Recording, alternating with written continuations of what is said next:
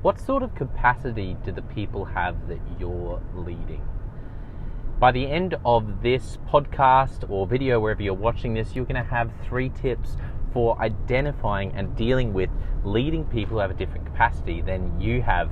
I'm Jono White, founder and principal consultant of Clarity.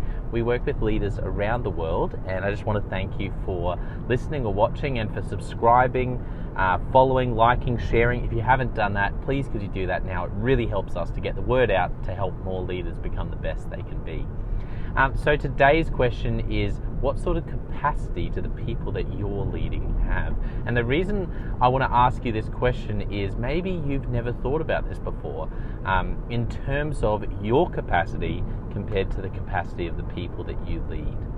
Okay, so why don't we go back a step and start, before I give you the 3 tips, I just want to ask you, what's your capacity like? Have you ever had someone say to you something like, wow, you're a high capacity person? And you've thought, no, I'm not. Or maybe you thought, yeah, I guess I am, but you didn't think anything more of it. Or maybe this is something you've dwelled a lot on. This is really important because a lot of leaders are high capacity people. And what we do is we hire people, we have people in our teams, and we automatically assume, we walk in with an assumption that the people we're leading will have the same capacity that we have. However, that's not always the case. In fact, it's rarely the case. And this becomes particularly problematic when you have someone on your team who's got a much lower capacity than you.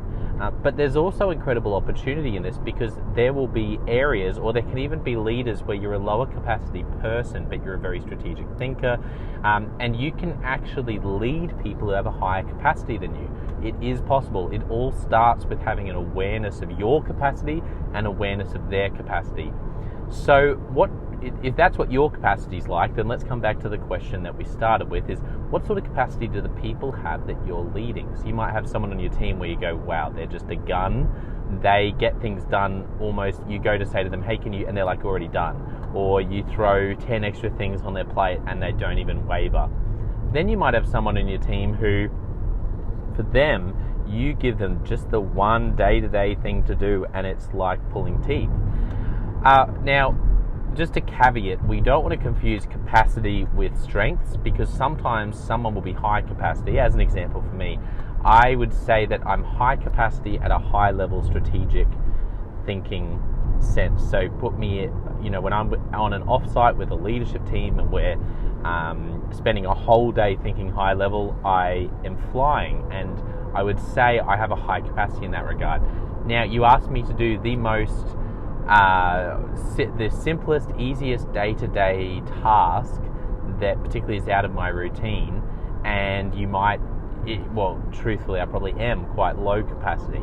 So capacity can also depend on the areas of strengths. But let's just to keep it simple, let's say you've got a high capacity in one area and you've got people in your team just in the same area who have a different capacity. What do you do about that?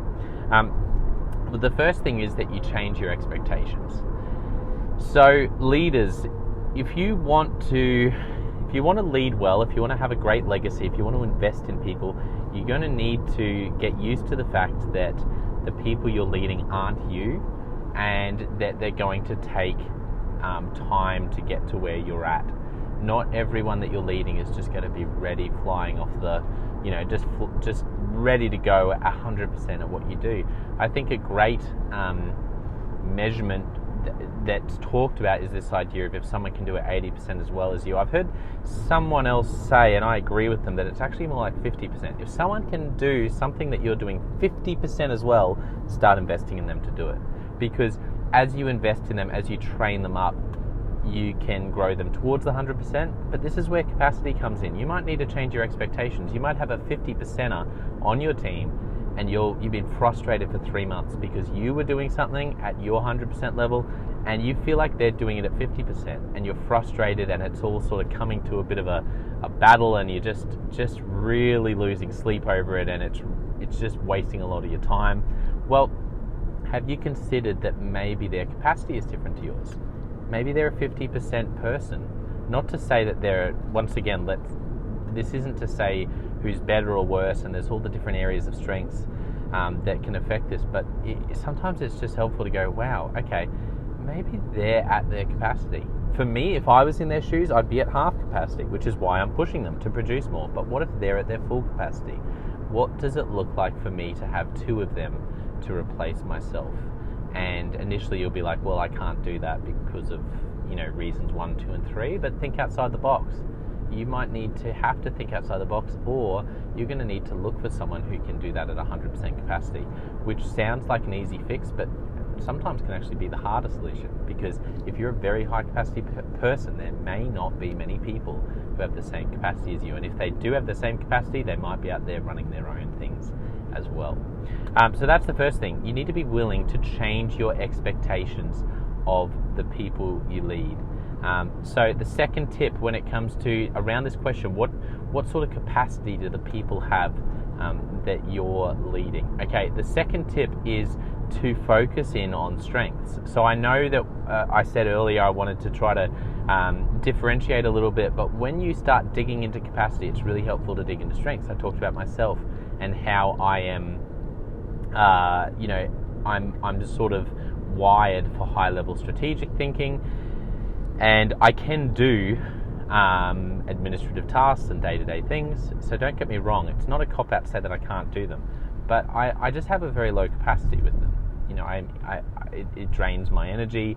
I'm not very efficient, and so for me, if someone was leading me and they're expecting me to really, so say they're a gun in administrative day-to-day and they want to pass that on to me, you can see how all of a sudden you've just got a recipe for disaster, because that's not how I'm wired.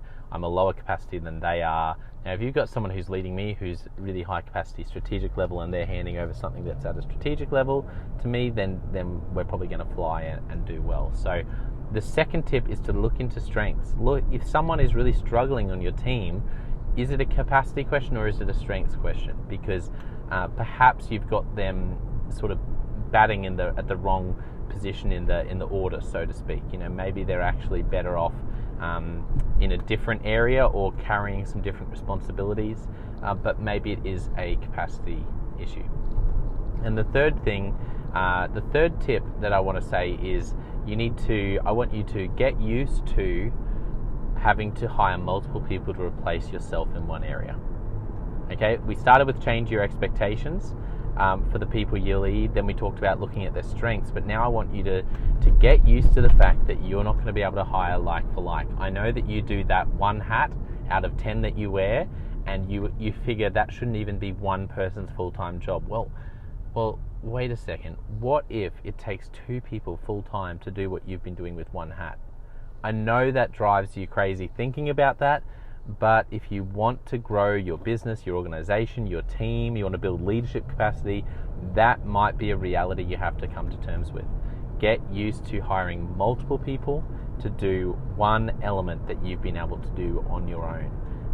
And if you have a track record of burning people out, then this is really important for you, because there's a good chance you've been putting 200% capacity on someone in terms of what they're capable of, and you keep doing that and you're frustrated because for you that might be 50% capacity. And so you can see how easy it would be to just continuously be going, come on people, what's wrong with you?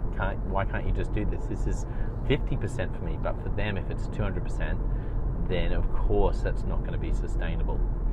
So if this has helped you to get clear on your leadership, then comment with the word, wherever you're watching or listening, with the word clarity. This has been Leadership Question of the Day. Go to consultclarity.org, and there's also a bunch of resources below. We've got our free scorecard you can do, find out your leadership style, find out how you rate as a leader. There's lots of stuff there I'd encourage you to do. So thank you for watching or listening, and have an awesome day. Catch you soon. Cheers.